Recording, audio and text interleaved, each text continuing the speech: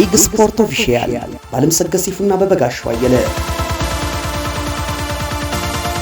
መረጃችን ለብዙዎች ተደራሽ ይሆን ዘንድ ላይክ እና ሰብስክራይብ ማድረጉን እንዳይዘነጉ። ሊግ ስፖርት ኦፊሻል የስፖርትና የመዝናኛ ፕሮግራም ሁሌም ለለውጥ እንሰራለን። ሰላም ጤና ይስጥልን ተመልካቾቻችን። ዛሬ ይዘንላችሁ የቀረብነው እንግዳ ሻምበል መሰለ አሰፋ ነው። ሻምበል መሰለ አሰፋ በቀድሞ ምድር ጦር መቻል መከላከያ በተጫዋችነት በአሰልጣኝነት ያገለገለ ነው። ሻምበል እንግዲህ ጥሪያችንን አክብረ ስለተገኘ በእኔም በባልደረባዬ በአማን ስም በጣም እናመሰግናለን። እኔም በጣም አመሰግናቸዋለሁ። ሻምበል እንግዲህ ወደ ዋና አንኳር የሆኑ ነጥቦች ከሜዳችን በፊት ስለ ትውልድ የት አካባቢ እንደተወለድክ ወደ ኳሱ እንዴት እንደገባ ትንሽ። እሺ እንግዲህ እኔ የተወለድኩት በ4 ኪሎ አካባቢ ነው። ግን እድገቴም በሙሉ ለረጅም ጊዜ የወጣትነት እድሜን ያሳለፍኩት በ4ኛ ክፍለ ጦር ነው። እድገቴም እዛ ነው። እንግዲህ 4ኛ ክፍለ ጦር ውስጥ ብዙ የተለያዩ ስፖርተኞች የነበሩበት የነሱ የስፖርት ሂደት በእኔ ላይ ተጽዕኖ አምጥቶ እኔም ኳስ ተጫዋች ለመሆን እንደምፈልግ አውቄ ተረድቼ እዛው በስፖርት ያደግኩኝ ስለሆነ እውቅናው ምንም የጀመርኩት በ4ኛ ክፍለ ጦር ግቢ ውስጥ ነው። ወደ መቻልስ ስፖርት ክለብ አገባበ? ኦኬ መቻል ነበር የሚባለው ምድር ጦር ነበር? በእኛ ጊዜ መቻል ነበር የሚባለው። አዎ መቻል እንግዲህ አመጣጡ እኔ እንግዲህ ያው የወታደር ልጅ ነኝ። እድገቴም 4ኛ ክፍለ ጦር ውስጥ ነው። በአጋጣሚ ሆኖ እንግዲህ የወታደር ልጅ ነኝ። አባቴ በመሞቱ ወደ ኪዩባ ትምህርት ተምሬ እንደመጣ ተመርጬ በዛ አካባቢ ሄጄ የአካዳሚ ትምህርት ቤት ውስጥ በሆሴ ማሴው ግራሌስ አካዳሚ ትምህርት ቤት ኢንተርናሽናል አካዳሚ ትምህርት ቤት ነው። በዛ በመቶ አለቅነት ተመርቄ ወደ ኢትዮጵያ ተመለስኩ። እዛም እንደተመለስኩ በአየር ወለድ ክፍል ውስጥ እያለሁ እዛም የስፖርት ውድድር ስለነበረ ከአንድ ወጣት ደረጃ ከሚባል ጋር ተመርጠን ለዋናው ቡድን ለመቻል መጣን። ከዛ በኋላ እንግዲህ ክለብ ውስጥ ለአንድ 4 ዓመት ተጫወትኩኝ። አጋጣሚ ሆኖ እንግዲህ በወቅቱ ስልጠና የሚሰጠን በዩጎዝላቫዊ አሰልጣኝ ነበረ እና እዛ እየተጫወትን ሁልጊዜ ለነሱ በውጭ ምንዛሬ ነው የሚከፍሉት። ጊዮን ሆቴል ውስጥ ነው የሚያድረው። ስለዚህ ወጪም ስለበዛባቸው ይመስለኛል አለቆቻችን እንግዲህ የራሳችን ልጅ ማስተማር አለብን ብለው በውጭ ሀገር ስኮላርሺፕ ጠየቁ። ሶሻሊስት ሀገር የነበሩና ራሽያ፣ ቡልጋሪያ፣ ሩሜኒያ። ስለዚህ በወቅቱ ስኮላርሺፕ እንደሌላቸው ገለጹላቸው። ከዛም በኋላ እንግዲህ የሃንጋሪ ስላልተጠየቀ ሃንጋሪ ሲጠየቅ እኛም ስኮላርሺፕ የለንም ግን የንግድ ትምህርት ቤት አለ ተብሎ ተነገራቸው። ስለዚህ ለብዙ ወጪ ከምናወጣ የግዴታ ማስተማር አለብን አለቆቻችን ወስነው እኔ እንግዲህ ወደ ሃንጋሪ ሄጄ እንድማር ተደርጓል። ያም ደግሞ በቀላል ትምህርት ብቻ አይደለም፣ በከፍተኛ ገንዘብ ተከፍሎ ነው የተማርኩት። $57,000 ተከፍሎ ነው ከመከላከያ ተከፍሎ ትምህርቱን የተማርኩት። 7,000 ብር የኔ አለዋንስ ነው፣ የፀጉር የበረዶ ልብስ ተብሎ ተሰጠኝ። 50,000 ለትምህርት ቤት የሚከፈል ነው። ስለዚህ ያም እንግዲህ እዛ ትምህርቱ ለ10 ወር ከተማርኩ በኋላ የመጀመሪያ ትምህርት እድሌን እዛ ጨርሼ አድቫንስ ዲፕሎማ በእግር ኳስ አሰልጣኝነት ተመረኩኝ። ስለዚህ ወጣትነቴንም አይቶ ነው መሰለኝ እዛው የምታስተምር አስተማሪ በዚህ ወጣት እድሜ ተምረህ ከምትሄድ ለምን ረጅም ጊዜ ትምህርት አትማርም አለችኝ። በእግር ኳስ አሰልጣኝነት ኮርሶች አሉ፣ በፈለግከው ትምህርት። እንግዲህ ለ7 ዓመት እግር ኳስ መማር አልፈልግም፣ የግዴታ መማር መፈልገው ስፖርት ሜዲሲን ነው ብዬ ትምህርት የቋንቋ ትምህርት ቤት የሃንጋሪ ቋንቋ ትምህርት ቤት ውስጥ ማጃሩል ይባላል። እዛ ትምህርት ቤት ውስጥ ተምሬ የቋንቋ ትምህርት እንድማር ተደረገ። ከዛም በኋላ ያ ጊዜ አለቆቼ 3 ወር ስቆይባቸው እኛ ለአጭር ጊዜ ተምረ መጥተህ እኛን እንድታገለግል ነው፣ ወደፊት አይተን እንልካለን እንጂ አሁን ቶሎ መምጣት አለብህ አሉኝ። ቀጥታ ትምህርቴን የመጀመሪያው የዲፕሎማ ኮርሴን ጨርሼ ወደ አገሬ ተመለስኩኝና የመቻል ዋና ቡድን አሰልጣኝ ለመሆን በቃው። እንደው ባልደረባዬ በጣም ሰፍ ብሎ እየጠበቀኝ ነው፣ ክሮስ አደርገዋለሁ። ግን እንደው አሁን ወደ $57,000 እየተከፈለ ነው የተማርከው። ባለዳነ የኢትዮጵያ ዕዳ አለብክ፣ ትከፍላለህ፣ ጠንክረህ ሰርተህ ትከፍላለህ ብለን እንደው በጨዋታ በ4 ዓመት የጨዋታ ዘመን 4 ዓመት በኳስ አሳልፋል። በዛ ዘመን አየር ወለድነት ጠቅሞክ የሆነ ግጭት ፈጥረ ነበር ይባላል ከቡና ተጫዋች ጋር። እሱን አውራኝና ወደ ባልደረባ ይመለሳል። እሺ አዎ፣ ይሄ እንግዲህ መቼም በእውነቱ በኳስ ሂደት ውስጥ ያለ ነገር ነው። ከቡና ጋር ለኢትዮጵያ ጥሎ ማለፍ ሻምፒዮና ነበር የምንጫወተው። በወቅቱም በቀለ ነው ታስታውሱታላችሁ። በቀለ ኪዳኔ ነበር ዳኛው። ጨዋታው ተጀመረ። ያኔ ራሻዊ ነበር አሰልጣኛችን። ስለዚህ ጨዋታው ተጀመረ። ያው ሞቅ ሞቅ ያለ ነው። ቡናዎችም ቀላል አይደሉም። ከባድ ቲም ነበረ በወቅቱ። እነ አሸናፊ፣ እነ ሙልጌታ ወልደየስ፣ እነ ሚሊዮን በጋሻም፣ እነ ዮናስ ሁሉ ነበሩ። ስለዚህ እነሱም ለማሸነፍ ይጥራሉ፣ እኛም ለማሸነፍ እንጥራለን። በጣም ጨዋታው የሞቀ ነው። ስለዚህ አስታውሳለሁ ተከላካይ የነበረ ተሾመ የቡናው ተሾመ ውቃው አይዶኖ እንግዲህ እሱ ጋር ትንሽ ግጭት ፈጠር እና በቴስታ መታኝ። በቴስታ ሲመጣኝ እኔም እንግዲህ የአየር ወለድ ምትም አይደለም ያው ራስን ለመከላከል ነው። በቃ ስተት ሰርቻለሁ በወቅቱ። በጫማ ጥፊ ፊቱን የመታሁት በጣም ደማ። ተጫዋቾችም ተረበሹ። እነ ሙልጌታ ትዝ ይለኝ ሙልጌታ አንቆኝ ሁሉ በቃ ቲሙ ድብልቅልቁ ወጣ። ስለዚህ በቀለ ኪዳኔም ያው እየተራመደ ከሜዳ ወጣ ደንግጦ። ተመልካች ግን እንደው በደንብ እንድትመልስ በወቅቱ የነበሩ ተመልካቾች በመሳሪያ ነው የመታው እንጂ በእግሩ አይደለም። ከፍ አድርገው መሳሪያ ተይዞ አይገባም። ግን የእግር አነሳሴ አንደኛ እኔ አየር ወለድ ነኝ። በዚህ ላይ ኮማንዶም ተምሬያለሁ። ከዚህም ብዙ ነገር በካራቴም ተምሬያለሁ። ግን አጋጣሚ መጠቀም የማይገባኝን ያደረኩት ስለሆነ ስህተት ነው። ግን ያው እሱም በቴስታ ስለመታኝ ስለጎዳኝ እኔም በቃ በግሬ ነው ፊቱ ላይ መታሁት እና ያን ያህል ይጎዳል ብዬ ነበር። ተጎዳም። ኔት ላይ ሲያስታውል የቡና ማሊያ ቢጫ ነበር። ያ ሁሉ ደግሞ ራሴን ሾክ ነው ያደረኩት። እውነት ስህተት ነው እና ተሾመን በአጋጣሚ በአንድ ወቅት ያው አንድ ችግር ተፈጥሮበት እንደዚሁ በቴሌቪዥን ሳይ ያው ትንሽ እንደተጎዳ ያሰውነቱ ሁሉ አየሁኝ እና እርዳታም እንደሚፈልግ ሲጠይቅ በጣም ነው ልቤ ተሰማ። ለእኔም መታረቂያ ይሆናል ብዬ ትንሽ ሳንቲም ካለሁበት ልኬ አውርተናል። ስህተት ለሰራሁት ሁሉ ይቅርታ ጠይቄዋለሁ። መደረግም አይገባም ከእኔ በወቅቱ። በኋላ ሁላችን ጨዋታውም ተቋረጠ። እኛ ባስ ነበረን፣ ባሳችን ውስጥ ገባን።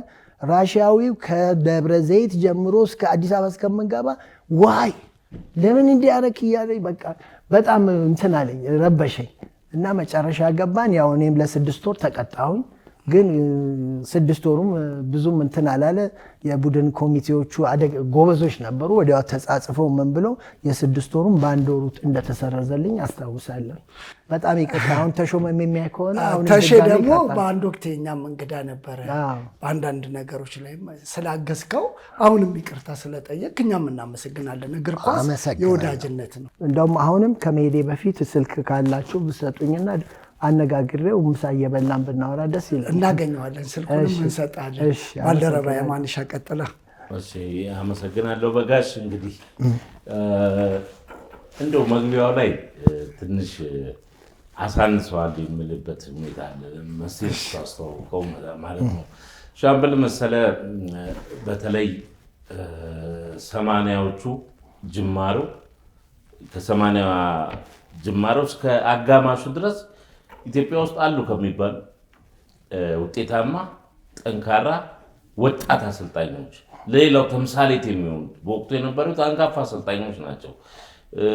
እንደውም በወቅቱ ጦር ሰራዊት እንደዚህ አይነት አሰልጣኝ ከየት አመጣ በሚል የውይይት መድረክ የከፈተ ባለሙያ ነው። እውነት በዚህ አጋጣሚ ለአንተ ያለኝን አክብሮት ሻምበል መሴ ለማቅረብ ወዳለሁ። ወደ ጥያቄ እንግዲህ ሳመራ በአንድ የአየር ወለድ ላይ ገባብንና በጋሻው ውስብስብ አደረገብን። እያዋዛን ብዬ ነው። እንደው ሻምበል አንተ ያደገው 4ኛ ክፍለ ጦር ነው።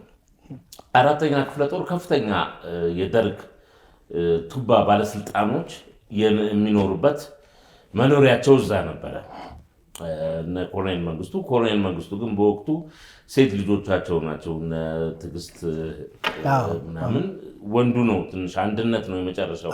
ስለዛ እሱ ጋር ልትደራረት አትችልም። በእድሜ የኮሎኔል አጥናፉ አባተ ልጆች ጋር አንድ ግቢ ውስጥ ነበረ የምትኖሩት።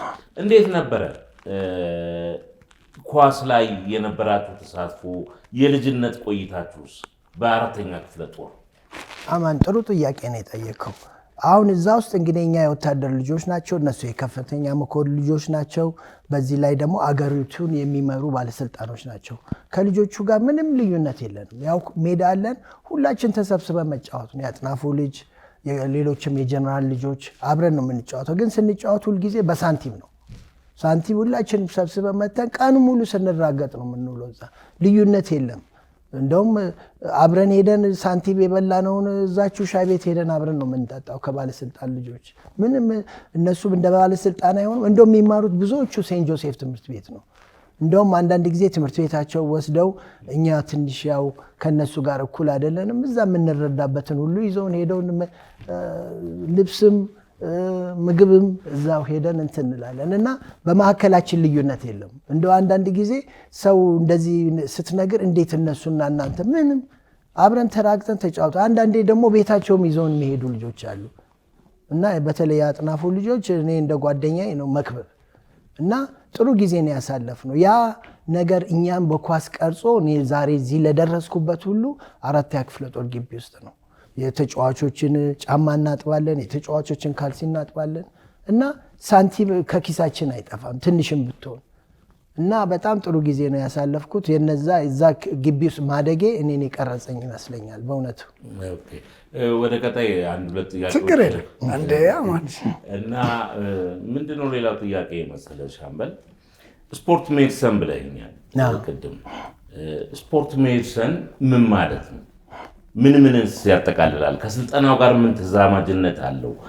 ምክንያቱም ለዚህ መነሻ የሚሆነኝ በአንድ ወቅት የቀድሞ ሶቪየት ህብረት ሄደው የተማሩ አንድ ታዋቂ ስፖርት ሰው ነበሩ። እዛ ሄደው የተማሩት ሚሊተሪ ወታደራዊ ከዛ ጋር የወታደር አሰላለፍን አካሄድን ምናምን የተያያዙ ነገሮች ተምረው ነው የመጡት እንጂ ከስፖርት ጋር የተያያዘ ትምህርት የላቸውም በሚል በኋላ ግን የኢትዮጵያ ብሔራዊ አትሌቲክስ ቡድንን ዋና አሰልጣኝ ሆነው ሁሉ የማራቶን ቡድኑ አሰልጣኝ ሆነው ሁሉ አገልግለዋል። እና ስፖርት ሜዲሰን ከስልጠና ጋር ምን የሚያያይዘው ነገር አለ? ይሄ የመጀመሪያ ጥያቄ ነው። ሌላው ተጨማሪ ጥያቄ ምንድን ነው እንግዲህ በተጫዋችነት ዘመን ተሼን ተማተህ ከአቅም በላይ ትዕግስትን አስጨርሶ ሻምበል ከስፖርት ስነ ምግባር ውጭ የሆነ ተግባር አድርገህ ይቅርታ ጠይቀሃል። ይሄ ነገር በተጨማሪ ድሬዳዋ ላይ ቅዱስ ጊዮርጊስ ከመቻል ጋር ሲጫወት ለጸቡ መባባስ ሻምበል መሴ የመጀመሪያው ግንባር ቀደሙ ተጠያቂ ነው የሚሉ አስተያየቶች አሉ። እንዴት ትመለከታለህ? በዛ ላይ አንድ ላይ እንትን እንድትለው አንተ የተማርክበት ትምህርት ቤት ላይ እዛ ሃንጋሪ ላይ ነው። እዛ የኢትዮጵያኖች እዚህ ተምረው ውጤታማ የሆኑ ምናምን ተብሎ ፎቶአቸው ተለጥፏል ይባላል። ስለነሱ አንድ ላይ እንድትመለስ። እሺ፣ የአማንን ጥያቄ መጀመሪያ መልሰው። አማን መጀመሪያ እኔ እዛ ሲሄድ የእግር ኳስ አሰልጣኝነት ትምህርት ለመማር ነው የሄድኩት። ያችን የእግር ኳስ አሰልጣኝነት የአመት ኮርስ ነች። ያው ብዙ ብር ነው የተከፈለው። በትክክል ያው በጥሩ ውጤት አምጥቼ ኮርሴን ጨርሻለሁ እና ዲፕሎማ አድቫንስ ዲፕሎማ በእግር ኳስ ስልጠና ወስጃለሁ። ከዛ በኋላ እዛው ትምህርት ቤት ያሉ አስተማሪዎች ወጣትነቴን አይተው አጭር ጊዜ ተመረከ የምትሄድ እኛ እዚህ ስኮላርሺፕ እንጠይቅልና መማር ትችላለህ አሉኝ። ጠይቀው በፈቀዱልኝ ትምህርት ቤቱ ዩኒቨርሲቲው። ያ ዩኒቨርሲቲ የነ ዶክተር ሙሉ ዋለ የተማሩበት ትምህርት ቤት ነው አንድ። ሁለተኛ ደግሞ ነፍሳቸውን ይማር የአትሌቲክስ አሰልጣኝ የነበሩት ወልደ መስቀል ኮስትሬ የተማሩበት ነው። ትምህርት ቤት ውስጥ ዩኒቨርሲቲ ውስጥ የነሱ ፎቶ ትልቅ አለ እዛ ትምህርት ቤት ውስጥ እኔ ስገባ። በትክክልም እነኚህ ሰዎች ያንን ፎቶ የሰቀሉት ያለ ምክንያት አይደለም። ስጠይቅ ትምህርት ቤቱን እኛ ትምህርት ቤት ተምረው እኛ ዩኒቨርሲቲ ተምረው ውጤታማ ሆነው በዓለም ደረጃ ስማቸው ትልቅ ስም ስላለው ለዚህ ነው ፎቶን የለጠፍነው ብሎ ነግረውኛል። በትክክልም በዛ ጊዜ እንትና ዶክተር ሙሉ ዓለም እዚህ በሚኒስቴር ደረጃ ነበሩ ነፍሳቸውን ይማር። እንደገና ደግሞ ዶክተር ወልደ መስቀል ደግሞ ኢሊት የሆኑ ተጫዋቾችን አሰልጥነው በዓለም ደረጃ የኦሎምፒክን የወርልድ ማራቶን የወርልድ አትሌቲክስ ውጤታማ የሆኑ ናቸው። ትምህርት ቤቱም እንደነዚህ አይነት ሰዎችን ይፈልጋል። ለትምህርት ቤቱም እውቅና ይሰጣል። የኛ ሲያስተምሩም አሁን አንዳንድ ጊዜ እኔንም እዛ ትምህርት ቤት ውስጥ ስማር እገሌ የተባለ በአትሌቲክስ ሁሉና የስፖርት ትምህርት ነው የሚያስተምሩ እና ዶክተር ሙሉ አለ እንደውም ቅጽል ስማቸዋል ዶክተር ሙሉ አለ አቼ ተብለው ነው የሚጠሩት እዛ በሃንጋሪኛ አጭሩ ዶክተር ነው የሚሉት ናቸው። አዎ ዶክተር አሻግረ እንትና ማን ነው የአትሌቲክሱ አሰልጣኝ ወልደ መስቀል ኮስትሬም በዓለም ደረጃ ታዋቂ አትሌት ከነ ኃይሌ ከነ አበበ ብዙ አትሌቲክሶችን አሰልጥነው ውጤታማ የሆኑ ይኮሩባቸዋል። እዛ ትልቅ ስም ነው ያላቸው እና እኔም እንደዛ እንግዲህ እድሉን ለማግኘት ይሄንን ብትማር አንተም ውጤታማ ሆነ ብሎ ነገሩኝ። እድሉን ካገኘው እሺ አልኩኝ። የመጀመሪያ መንግስት የከፈለልኝ ትምህርት አጠናቀቅኩ። ሁለተኛ እንግዲህ እኔ መማር መፈልገው የእግር ኳስ አሰልጣኝነትን ለ7 ዓመት ከመማር ስፖርት ሜዲሲን መማር እፈልጋለሁ አልኳቸው። መጀመሪያ እንግዲህ ይሄንን ወስነው እንትን ካሉልኝ በኋላ ቋንቋ ትምህርት ቤት ነው የምትማረው አሉኝ። ምክንያቱም የሃንጋሪ ቋንቋ ማጃሩ ቋንቋ ነው የሚባለው። እዛ ትምህርት ቤት ውስጥ ከተቱኝ እና የቋንቋ ትምህርት ለ3 ጎበዝ ከሆንክ በ1 ዓመት ትማረዋለህ። በትክክልም በጣም አስቸጋሪ ቋንቋ ነው የሃንጋሪ ማጃሩ ቋንቋ በጣም አስቸጋሪ ነው። ስለዚህ በአመት ውስጥ ከጨረስክ ወደ ትምህርት ቤቱ ዩኒቨርሲቲ የስፖርት ሜዲሲን ትማራለህ ብለውኝ ወሰንኩኝ። እሺ ብዬ 3 ወር እንደተማርኩ አለቆቼ ጠሩኝ። እኛ ከፍለን የተማር ያለንን ችግር ቶሎ እንድታቃልል ነው። እኛ ከእንግዲህ ወዲያ ለአሰልጣኙ 3000 ሆቴል $3000 አዎ ከዛ በኋላ ደግሞ ሆቴል ውስጥ ላለው የሚከፈል ገንዘብ አለ። እንግዲህ ምግቡ አለ፣ መኝታው አለ፣ መኪና አለ፣ ነዳጅ አለው እና ብዙ ብር ነው የሚከፍሉት በእውነት። ስለዚህ ያን እንድታቃልልና ቶሎ እንድትመጣ ተብዬ በቴሌግራም ደብዳቤ ተጻፈ። ከዛ በኋላ እኔም ያው እቃዬን ፓክ አድርጌ ወታደር ነኝ አለቆቼ ናቸው የላኩኝ። እንደውም እድል ነገሩኝ ነፍሳቸውን ይማር ጀነራል መስፍን መጀመሪያ አንተ ያንን ኮርስ መስፍን ገብረቃል ለንደን ሀገር ነው የሞቱት። 1 2 3 የተገናኝቻቸዋለሁ። እንደውም ሲቀበሩ አሁን ሲሞቱ እኔ ልመጣ አካባቢ ቀብራቸው ላይ ተገኝቻለሁ። እንደ አባት ናቸው። አዎ በጣም ጥሩ ሰው ናቸው። እንደውም በአንድ ወቅት ይሄን ያህል ገንዘብ $1 ተከፍሎት ይሄ ልጅ 57000 ይዞ ከሄደ በዛስ ቢጠፋ ብለው ሌሎቹ ኃላፊነት አንወስድም ነው ያሉት። ቀጣ ብሩ ላንተ ነበር? አዎ ትራቨለር ቼክ ተለወጠ። ብሩ $1 በፌስታል ይዤ መጣሁ። በኋላ ይሄ ልጅ ገንዘቡ ሊጠፋበት ስለሚችል በትራቨለር ቼክ ይሁንለት ተባለ። ያ ትራቨለር ቼክ ቢጠፋም ምንም ችግር የኔ ፊርማ ያስፈልጋል። የኔ ፓስፖርት ሰርቲፋይ ያደርገዋል ለማንቀሳቀስ። ግን $1 ቢጠፋ እንትን ነው የሚሆነው አይገኝም። በቃ $1 it works for anybody። ስለዚህ ይሄንን እንትን አሉ። ግን ጀነራል ተስፋዬ መስፍን ገብረቃል ነፍሳቸውን ይማር ጠሩኝ ኦፊሳቸው። አደራ እንዳታስወቅሰኝ። ብዙዎቹ አልተስማሙም። ይሄን ያህል $1 ለወጣት መኮንን ሰጠን ይዞ ቢጠፋስ አይነት ነገር አለ አይደል? እኔም ረግድ የለም ጌታ እኔ አላስወቅስም ተምሬ ነው መጣው አልኳቸው። በቃ እሳቸው ፈቀዱ። ኢናዘር ወይ ግን ለንደን ተገናኘን። ምን አሉ? ተገናኘን። አንድ ጊዜ መንገድ ላይ ያያቸውና ላነጋግራቸው ፈለኩ። የኤርትራ መንግስት በሳቸው ላይ ባውንቲ ይለጥፏል። ምን ማለት ነው? ካገኙ እንዲያዙ ለያዛቸው ወይም ለገደላቸው ይህን ብር እንሰጣለን የሚል ፍራቻ ስላለን ይሄ ባነጋግራቸው አንኮምፎርታብል ነው የሚሆኑት ብዬ በቃ ደነገጥኩኝ። እኔ ወደ ትሬን ስገባ እሳቸው ሲወጡ አየሁ። ተመልሼ መጥቼ እሳቸውን ለማነጋገር ስል በቃ አንኮምፎርታብል እኔ ሆንኩኝ። እኚህ ሰውዬ ጋዜጣ ላይ አንብቤያለሁ እንዲህ ተብለዋል፣ ግን አይረሱኝም። በሁለተኛ ጊዜ በሌላ ወቅት እንደዚሁ ተገናኘን። ቀጥታ ተከተልኳቸውና ጤና ይስጥልኝ ጌታ ያልኩኝ። ያኔ በዚህ በወታደር ስነ ስርዓት አንድ ሻምበልና ጀነራል እኩል ቁጭ ብለው ያወሩ። ጤና ይስጥልኝ ጌታ እንዴ ሲያው እንዴ መሰለ ደህና ነህ እንዴ እንዴት መጣ እዚህ ምናምን አለ። እኔም ደፍሬ አትልም አለቃ ሻይን ጠጣ ጌታ ሻይን ጠጣ ያው ስደት ላይ ነው ባላ ጋሼ ቁጭ ብለን እናውራሉ። አወራን ጥሩ ነገር አወራን። እሳቸውም ትምህርት እየተማሩ እንደሆነ ነገሩኝ። ቤተሰቦቻቸውም እንደመጡላቸው ነገሩኝ እና ሻይ ጠጣን አወራን ስለ ሀገራችን ጉዳይ። እንዲህ እኛ ለዚች ሀገር ለፍተን ነበር እንደዚህ ሆኖ በቃ ምንም የኢትዮጵያ ሰው ህዝብ አልደላውም ምናምን አሉኝ። አወራን። አሁን ምን እየሰራ ነው ነገርኳቸው። እሳቸው ጋር የተገናኘንበት አካባቢ ነው እዚህ ነው መሰራው ስል እንግዲህ በርታ እንግዲህ ስደት ቀላል አይደለም አሉኝ። አይ እኔም ኮሌጅ እየተማርኩ ነው አለ። እሳቸውም ዶክትሬቴን ጨርሼ አሁን እንትን ጨርሼ ተመርቄያለሁ አሉ። በምንድን ነው ያጠናሁት አሉ። በኢስት አፍሪካ ጉዳይ ላይ ነው ዶክትሬቴን። ሁለተኛው ዩኒቨርሲቲ ነው የተማሩት እዛ ጋር እና አጫወቱኝ። ደስ አለኝ። ተለያየን። ከዛ በኋላ ደግሞ ልጆች የመጥተዋል። ልጄም በቅርብ ቀን ስለምታገባ እንግዲህ ሰርጉ ላይም ትገኛለህ ጠራለሁ። ዘነጉኝ አልጠሩኝም። ግን ያው በቅርብ ጊዜ እኔ ልመጣ ወደዚህ ስል ሞቱ። እንዴ በቀብራቸው ላይማ የግዴታ መገኘት አለብኝ ብዬ በክብር 1 2 3 ጓደኞችን ይዤ ሄጄ በስነ ስርዓት ቀብረናቸዋል። እንደው ወደ ጥያቄው እንመለስና ስፖርት ሜዲሲን ምንድን ነው? ስፖርት ሜዲሲን እንግዲህ እኔም ስለ እውነት ትምህርቱን አልተማርኩትም፣ ግን አይ ሃቭ አይዲያ። ስፖርት ሜዲሲን ምንድነው?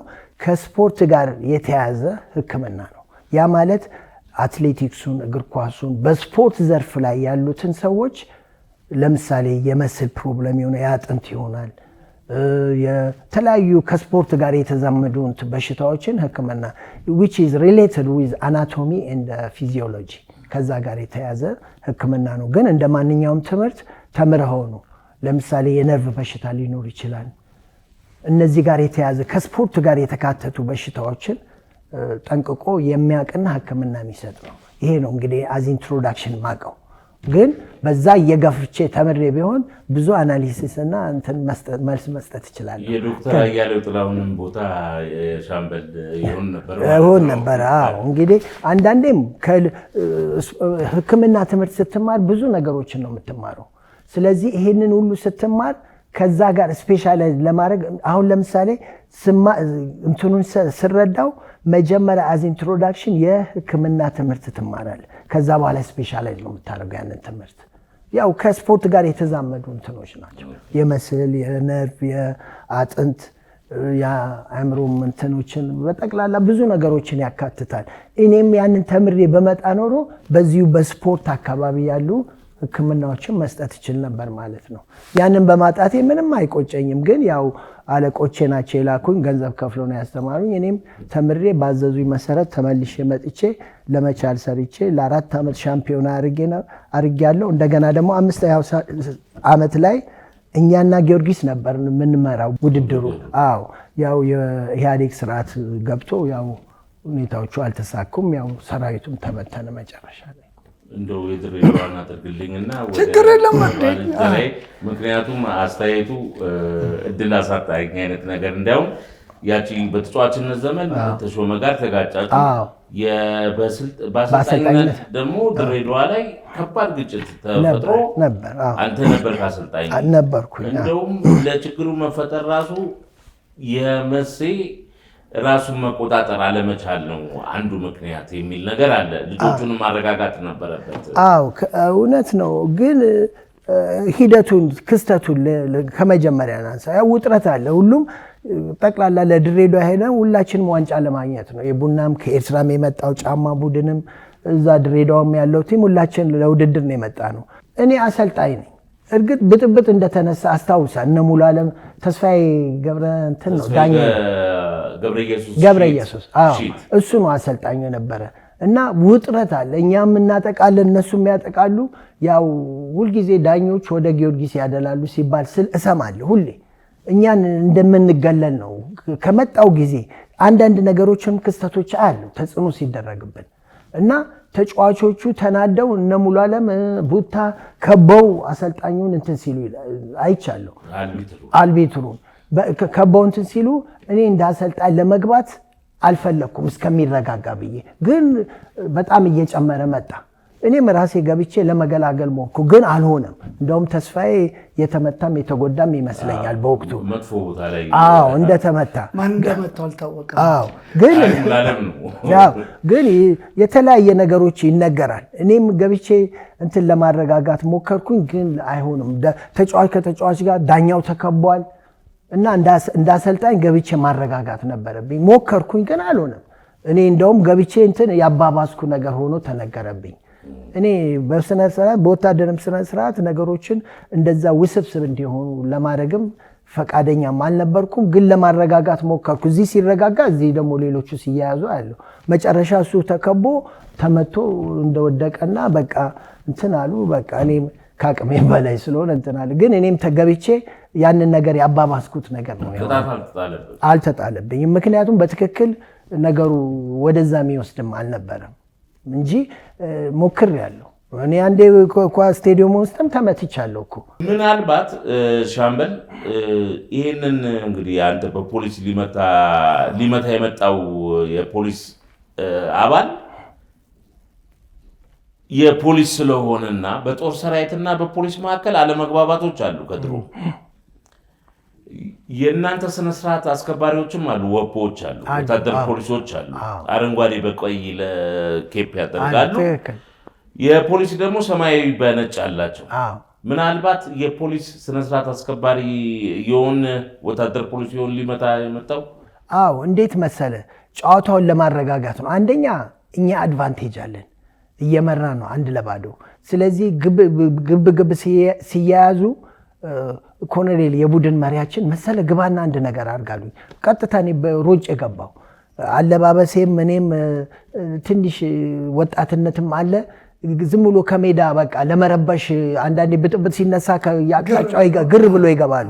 እንደዛ አይነት ሰው መሰልኩት እንጂ ከኋላ አንዴ በቆመት ሲመታኝ ክፍሌ ቦልተና እየሮጠ መጣ። የኛ እኮ አሰልጣኝ የምን አሰልጣኝ ደገመኝ እና ዓለም ሰገድ ተከትሎ መጥቶ ፖሊሱ ጋር ተጋፈጡ።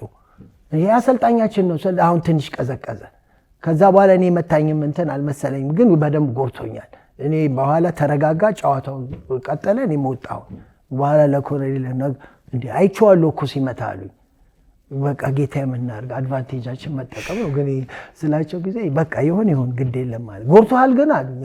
አይ አልጎዳኝም ጌታ፣ ያው ወታደር ነኝ እኔ፣ ጥይትም አለ እኮ ከዚህ በኋላ አልኳቸው። ጥሩ ቡድን መሪ ናቸው። በኋላ ተመልሼ ተቀመጠን። በኋላ ጨዋታው ቀጠለ። ረፍት ወጣን 1-0። በኋላ መሴ ጎዳህ እንዴ እንትና ክፍሌ ቦልተና፣ አረ ምንም ችግር የለኛ፣ ዋናው ውጤታችን ነው የምንፈልገው፣ ምንም ችግር የለ። እርግጥ ጎርቶኛል። ለበጥ የነሱ የሚዙዱላ ነው። በቆመጥ ነው ደና ያቀመሰኝ፣ ግን ምንም ችግር የለ። ተረጋጋን። ያው ጨዋታውንም እኛ 2-0 አሸንፈን ጨርሰን ወጣን። በወጣትነት ወደ አሰልጣኝነት መምጣት እንዴት ነው? ሁለት ጥያቄ ላይ እና ያቺ ደግሞ የአዲስ አበባ ስቴዲየም የአሸናፊ የእናንተን አጥቂ ታሪኩ መንጀታን ይሁን? ታሪኩ መንጀታ ነው። ልክ ነህ። እሱ ነው የመታበት እና በዛ ወቅት አንተም አሰልጣኝ ነበርክ? ስለሱ መስጠት እሱ ነው አንዱ የቡና ብጥብጥ የነበረው። እንትና ማን አሸናፊ እንትና ነፍሱን ይማረው ታሪኩ መንጀታ በጣም ፈጣን ሯጭ ነው። ኳስ ካስቀደሙ ሄዶ አንድ እንትና አሸናፊን ጣለው፣ ብቻ ወደቀ። አሸናፊ በጣም ብልጥ ተጫዋች ነው። ልክ እንደሄደ እዛው ተኝቶ የእንትናን እግር ጎተተው፣ የታሪኩን እግር ጎተተው። በኋላ መጨረሻ ላይ ጥሎት ሊሄድ ሲል ፊሽካ አልነፋም፣ ምንም አላለም ዳኛው። ልክ ጣለው። ይሄ ነው ሁላችን አበሳጨን። ይዞት ይታያል፣ በደንብ ግልጽ ነው ጨዋታው ላይ እንትናን የታሪኩ መንጀታ ነገር የጎተተው። በኋላ ከዛ በኋላ ብጥብጥ ተነሳ ያኔም እና ስናይ ዳኛው አልነፋ። ያቺ ጭንቅላቴ ላይ ያለች አለ ሁሌ በቃ ዳኞች እኮ እኛ ጋር አይደሉም እነኚህ ሰዎች ይጨቁኑናል የሚባል ወሬ አለ። ትክክለኛ እንደውም ተነፍቶ ወይ ቢጫ አልተሰጠው ለአሸናፊ። እዛም ብጥብጥ ተነሳ። ያው በቃ ሆይ ተባለ፣ ግርግር ተፈጠረ። እንደ ልማዴ እኔም ደግሞ አረጋጋለሁ ብዬ ገባሁ። ያው ከአድቫንቴጅ አንጻር እያጠቃን ነው፣ ግድ የላችሁም ብለን ተጫዋቾቻችን አረጋግተን ወጣን። ግን አሸናፊ ቢጫ ካርድ ማየት ነበረበት። ያለፈውን ተጫዋች አሁን ዛሬ በህጉም አንድ ተጫዋች ካለፈ እንትን ማለት መጥፎ ነው። ቀጥታ ቀይ ካርድ ነው። ያሰጣል፣ ያስወጣል። ያኔ ህግም ባይኖር ቢጫ ካርድ እንኳን ሊሰጠው አልቻለም። ስለዚህ ይሄ አስቆጥቶኛል እና ለዚህ ነው ሜዳ ውስጥ ተጽዕኖ ይደረጋል የሚባለውን አንዳንድ ነገሮች ጋር በጆሮዬ በፊትም ስለሰማው ስላየሁም ያንን ነገር ትክክለኛ እንደሚደረግብን አውቃለሁ። መዳኞች እንደውም ተጽዕኖ ታደርጋላችሁ ዳኛ ላይ የምትባሉት ይናዳልም የሚባለው በእናንተ ነው። ዳኛን በማስፈራራት የመቻል ቡድን ወይም የምድር ጦር ቡድን ዳኛን ያስፈራራሉ። እድሜ ልክ የተቀጣ ተጫዋች እድሜ ልኩን አስነስተው በሚቀጥለው ወይ በሶስተኛው ጨዋታ ላይ ሲሰለፍ ይታያል። ይሄ ከምን የመጣ ነው ሲባል ከበላይ ነው የመጣው ይባላል። ይህንም ተጽዕኖ ያሳድራሉ የሚባለው ከሌላው ቡድን በበለጠ የመቻል ቡድን ነው ይባላል። ምንም እኔ ይህንን ነገር ብዙ ጊዜ ይነገራል። እንደውም ማን ነው ቡታ እድሜ ልክ ተቀጥቶ ተነስቶለታል። ዳኛ ደብደቡ ያው ነው። እርግጥ ስርዓት ለማስያዝ ውሳኔዎች ይኖራል። ከፌዴሬሽኑ ከዲሲፕሊን ኮሚቴ ይወሰናል በትክክል። ያ ከተወሰነ በኋላ ነገሮችን ያው እኛ ጋር ያሉት የኦፊስ ሰራተኞች የስፖርቱ ይህንን ክትትል የሚያደርጉ ጥሩ እውቀትም አላቸው። ደብዳቤ ያጻጻፍ ያሽሩታ። እኔም ተቀጥቼ ነበረ። ከተሾመን የመጣው ጊዜ ለ6 ወር ተቀጥቼ ነበረ። ግን ስለ እውነት መጀመሪያ እሱ እንደመታኝ ግንዛቤ ውስጥ አስገብተው በተጻፈ ደብዳቤ ተሽሮ በአንድ ወሬ ተመልሻለሁ። ስለዚህ ዳኞችን ሁልጊዜ እኛ የምንቀርጸው ይባላል፣ ያስፈራራሉ።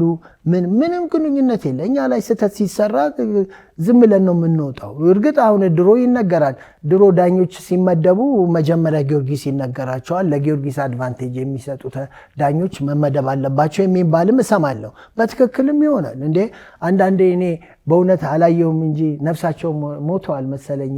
እንትና ማን ነው እዚህ ውስጥ አድርገው ጊዮርጊስ ይሄንን ሸገና ጎል ሲያገባ እኔ ካታንጋ አይቻለሁ እዚህ ውስጥ አድርጎ ሲያጨበጭብ።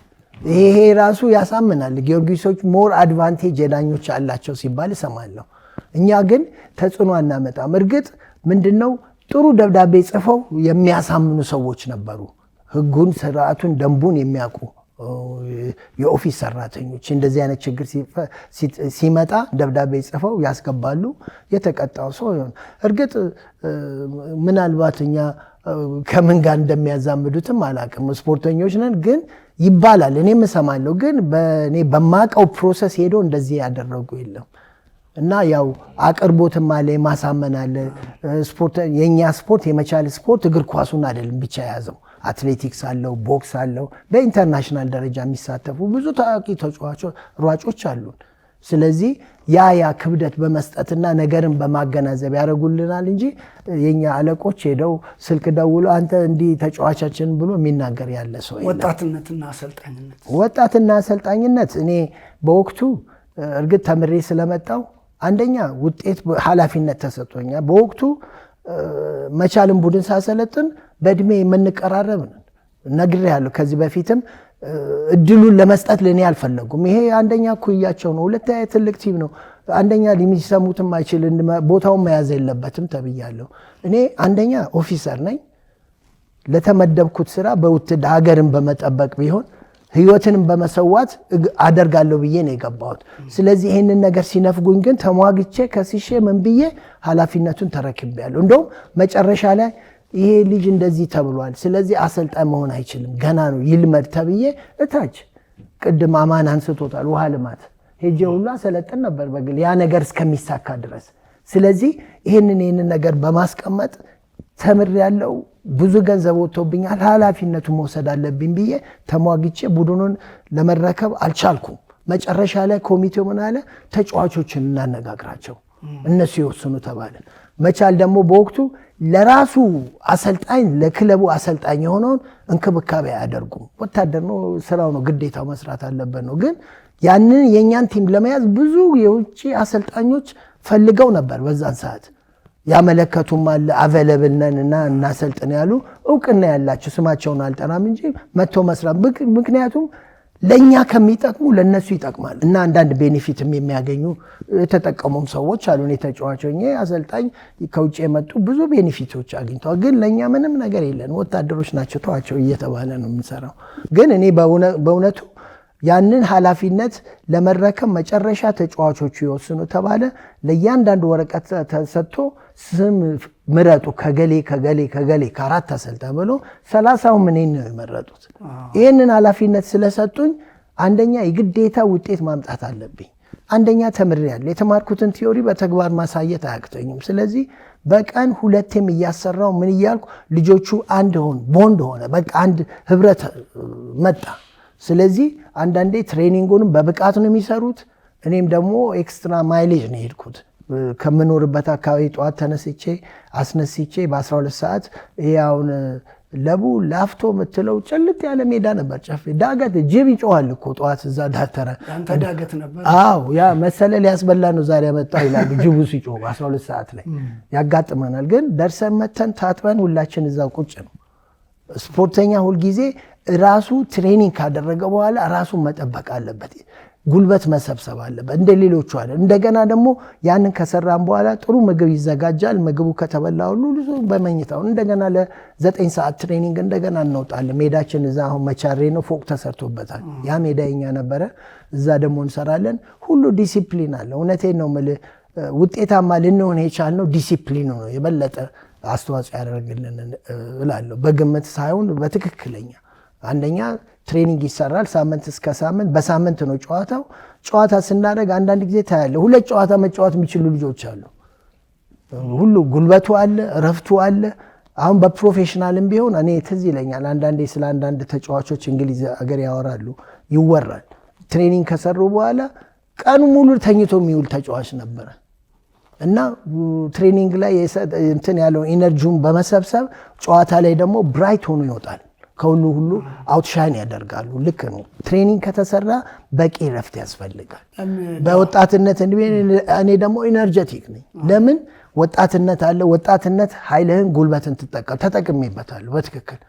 አሁን ለምሳሌ እኔ ግዴታ የለብኝም 10 ኪሎ ሜትር ለመሮጥ ከነሱ ጋር መኪና አለ፣ መኪና ተከትዬ አዎ። ረዳቴ የነበረው ሽማግሌ አቶ ከበደ ትልቅ ለመቻል አስተዋጽኦ ከበደ መታፈሪያ እሳቸው ረዳቴ ናቸው። በሀብቱ ረዳቴ ነው። የእነሱም አስተዋጽኦ ቀላል አይደለም። በሀብቱም ከኛ ጋር ይሮጥ ነበር እና እሳቸው በመኪና ነው የሚከተሉ እና አንዳንዶቹ እኔን እሱ እኮ ቀደመም ብሎ በልህም የሚሮጡ አለ። አንዳንዶቹን ቀድሜ መሄዳለሁ። እኔ እንጃ 3ኛ 4ኛ ነው የምወጣው ከ30 ስንት ስፖርተኞች። ስለዚህ ያ ኢነርጂ ጠቅሞኛል፣ ወጣትነቴ ጠቅሞኛል። ምንም ስራው የሚያደክመኝ አልነበረም። የምሰራው የማደረግኩት ኮንትሪቢሽን እኔም ረዳቶቼ ቡድኑን ለውጤት አብቅተናል። በተደጋጋሚ ጊዜ እንግዲህ ወደ ኢትዮጵያ መጥቷል። አሁን በአንተ ጊዜ የነበረውን ኳስ የማየት የመጫወት እድሉ ነበር። አሁን ያለውን አይታል። የቱ የተሻለ ነው? በምን? ይሄ በጣም ከባድ ጥያቄ ነው። ሪሰርችም ተደርጎ መነገር አለበት። ግን በመጣው ቁጥር አንዴም ሁለቴም ስቴዲየም ገብቼ አያለሁ እና እኔ በእውነቱ ነው የምልህ በእኔ ጊዜ የነበሩ ተጫዋቾች መጥቀስ ይችላል። እነ ሙልጌታ ወልደየስ፣ እነ ማቲያስ፣ እነ አለምሰገድ፣ እነ ከቢራ፣ እነ ገብረ መድህን፣ እነ ሙልጌታ ነፍሱን ይማረው። እነሱ እኔ ባለሁበት ሀገር ቢኖሩ ጊዜው ባፈራው ቴክኖሎጂ ተጠቅመው ፕሮፌሽናል ማይሆኑበት ምክንያት የለም። አሁን እኮ ብዙዎቹ የግዴታ ፕሮፌሽናል ሆነው የምታያቸው ተጫዋቾች እንደኛ የነበሩ ናቸው። ግን ቴክኖሎጂና ምቾቱ ሁሉ ነገር ተመቻችቶላቸው ነው ፕሮፌሽናል። የእኛም ተጫዋቾች እንደዛ ቢሆኑ ናቹራሊ ጊፍትድ የሆኑ ተጫዋቾች ቴክኖሎጂ ባፈራው በስልጠናውም በምንም ቢረዱ ፕሮፌሽናል ማይሆኑበት ጊዜ ምክንያት የለም። እና ብቃት ያላቸው ተጫዋቾች እኔ ያየኋቸው አንዳንዴ እዛም የራሴ ግምገማ አረጋ አሰልጣኝ ነኝ ተጫዋች አለ ያለው እንዴት ይሄ ፕሮፌሽናል ሊሆን ይችላል?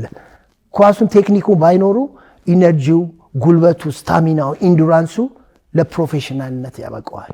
ለምን? ከሚሰጠው ስልጠና፣ ከአመጋገቡ፣ ካኗኗሩ፣ ከሚያገኘው ኢንሴንቲቭ። አየ የኛም ተጫዋቾች እንደዚህ እኔ በነበርኩበት ጊዜ ያሉ ቢደረግላቸው የበለጠ ውጤታማ ይሆናሉ። ግን አልታደልንም። ያው ውስን ሆነው በሀገራቸው እንትን ብለዋል። አሁን ኮምፔር ስናደርገው ከዚህ ጋር እንግዲህ በአንድ 2 ጨዋታ መፍረድም ባይቻል 2 ጊዜ ስቴዲየም ገብቼ አይቻለው። ከድሮቹ ጋር በምንም በቴክኒክም በብቃትም በጨዋታም ስልት ራሴ ግምገማ የምታደርግበት አለ። ያንን አድርጌ የድሮቹ ይበልጣሉ ነው የምለው። ግን ገንዘቡ ጥሩ ነው። ለተጫዋቾች አይከፈሉ አይደለም። እኔ የድሮ ተጫዋቾች እኔ በነበርኩበት ጊዜ ብዙ ተቸግረው አሁን ወድቀዋል። ምክንያቱም ክፍያው ትልቅ አልነበረም በወቅቱ። ስለዚህ ምንም ቅርስ ሊይዘው አልቻሉም። ግን በአሁኑ ሰዓት እስከ 500 ሺህ ብር የሚከፈል ተጫዋች አይቻለው። 300 ሺህ ብር በሳምንት ይሁን በወር አይደለም ነው። አዎ ትልልቅ ብር ይከፈላል። ግን የኳሱን የራሴ ግምገማ አድርጌ ከድሮ ጋር ሊነጻጸር አይችልም። በእርግጥ አንዳንድ ቴክኒካል የሆኑ ስኪልፉል የሆኑ ተጫዋቾች አይቻለሁ። ክፍያውም ትልቅ ነው። ከድሮ ጋር በምንም አይነጻጸርም። ክፍያው ጥሩ ነው፣ አድጓል። አይደረግ አልልም፣ ይደረግ። እነኚህ ልጆች ከተወሰነ ጊዜ ስፖርቱን ያቆማሉ። በዛ ቅርስ ሊኖራቸው ይችላል። አሁን ያሉ ተጫዋቾች እኔ ብዙዎቹን አዝናለሁ። እኔም እንደነሱ እዚህ በሆን ኖሮ የነሱ ምንድነው የነሱ እድል እጣ ፋንታ ይደርስብኝ ነበር። ለዚህ ነው የሸሸሁት። አሁን ሸሽቼ እንደው ውጭም በወጣ የሀገሬን ስፖርት በቅርብ እከታተላለሁ። ከድሮ ጋር ልናወዳድረው አንችልም። ገንዘቡ ትልቅ ነው፣ ድሮ እኮ ትንሽ ነው። እኔ እንጃ እኛ ጋር ከፍተኛ ተከፋይ 500 ብር ነው ወታደሮቹ የሚያገኙት እኮ 165 ብር ነው። ማቲያስስ 500 ብር ነው እነሱ የሚያገኙት። ሲቪሎቹ የመጡት ወታደሮቹ 120 165፣ እኔ አሰልጣኛቸው 365 ብር ነው ደሞዜ። ገንዘብ አልተሰጠንም የለም ብለን አኩርፈን ወይም የጠየቅንበት ጊዜ ሽልማትም አናገኝ። 4 ጊዜ ሻምፒዮን አድርጌ እኔ እኮ ሽልማት የለም። ኳሱ የዶሮ ይሻላል ብሩ ያውን ይሻላል። እኔ ነው ማዕከል ላይ መግባት ስላልፈለኩ እንጂ ይቅርታ ሻምበል፣ ምንም እግር ኳሱን ይሄ ለጥያቄም የሚቀርብ አይደለም። የድሮውን ኳስ ካየው ማለት ነው 3 ተጫዋቾች ደብል ፓስ አታይ፣ 3 ደብል ፓስ መልኩን ጠብቆ ሲጓዝ አታይ። ይሄ ምንም ጥያቄ የሚያስፈልገው አይደለም። እኔ ምንም ላገናኘው ማለት የድሮ ትሬኒንግ ይበልጥብኛል። ከአሁኑ ግን ትሬኒንግ ይበልጣል። የድሮ ትሬኒንግ ይበልጣል። አሁን ይቅርታ አድርግልኝ አማን፣ አንድ ነገር ገና ከበፊቱም ተናግሯል፣ አውርተናል። እኔም ነግሬዋለሁ። እኔም ያልኩት ጭንቅላቴ ውስጥ ያለውን ነው የነገርኩት። አሁን እኮ 3 ፓስ አታይም። ኦፍ ኮርስ አላየውም። እኔ ከፍተኛ ፓስ እንደው እስቲ ስንት አንዳንድ ጊዜ የሪያል ማድሪድን የባርሴሎና ስኪልፉል የሆኑ ቴክኒካል የሆኑ ተጫዋቾች ሲጫወቱ አይና ኳሱ ከአይን ጋር ነው የሚቃዠው እኮ ሳይበላሽ። ለ1 ደቂቃ ለ2 ደቂቃ ኳስ ይይዛሉ እኮ አንድ ቲም። እኛ ጋር 5 ፓስ አላየውም። ልክ እሱ አማን እንዳለው 3 ፓስ ቶሎ ይበላሻል። አየ ምንድነው ይሄ እንግዲህ ኢንዲቪጁዋሊ ስኪልፉል ያልሆኑ ልጆች አሉ። ለምንድነው አዜ ፕሮፌሽናል ተጫዋቾች ናቸው አትሊስት 20 በእኛ ሀገር 20-30 ጊዜ ፓስታ ያለ አታይም። በሰለጠነው ዓለም ስታይ ለ3 ደቂቃ ለ1 ደቂቃ ለ2 ደቂቃ ኳስ ይይዛሉ ከቲማቸው ሳይበላሽ። ይሄ ራሱ ምንድነው ኮምቢኔሽን ኦፍ ቲሙ በቴክኒክም በብቃትም አይደሉም፣ እኩል ትልቅ አይደሉም። 5 ፓስ አድርገህ እንዴት ኳስ ይበላሽብሃል? እኔ ድሮ አንዱ የማሰለጥነው ይሄ ነው። ቲሙ እስቲ ለስንት ጊዜ ይይዛል የሚል የኔ ቲም ምን ያህል ይይዛል ስል እስከ 15 እስከ 20 ድረስ ይይዛሉ። ለምን ይበላሻል? ያ አትሊስት ኳሱ መዞር አለበት። ያ ምንድነው የቲሙን ብቃት ቴክኒክ ችሎታ ነው የሚያሳይ። እኛ ጋር አሁን ደግሞ አንድ ሜዳ ውስጥ ጅብ ብሎ ይጫወታሉ። ሜዳውን መጠቀም አለብህ። አንዳንዴ ያጠቡታል። የውጭ ጨዋታ ስታይ በኔም ጊዜ ነበር ነው አስፍተን እንድንጫወት ማድረግ ያለብን። ጥሩ ፓስ ማሳለፍ፣ ቀጥታ ያ ፓስ ዳይሬክት ልክ እንደተላከ ደብዳቤ በእጄ መድረስ አለ በእግር መድረስ አለበት የሚል አመኔታ አለኝ ድሮ። ግን ይሄ መለወጥ አለበት። ተጫዋቾቹ ራሳቸው በግል ይሄንን አሰልጣኞቹም ቢሆን ይሄንን ላስተምራቸው አልችልም፣ ግን መደረግ አለበት የቲሙን ጥራት ለማውጣት። በእናንተ ጊዜ ወታደሩ ነው ለመቻል ተጫዋች ሆነው እንደውም በአንተ አሰልጣኝነት ዘመን ነው ሲቪል መጥቶ መጫወት የጀመረው። አሁን ደግሞ የውጭ ተጫዋቾች መቀጠር ተጀምሯል በመቻል ቡድን ላይ። ይህንን እንዴት ትመለከተዋል?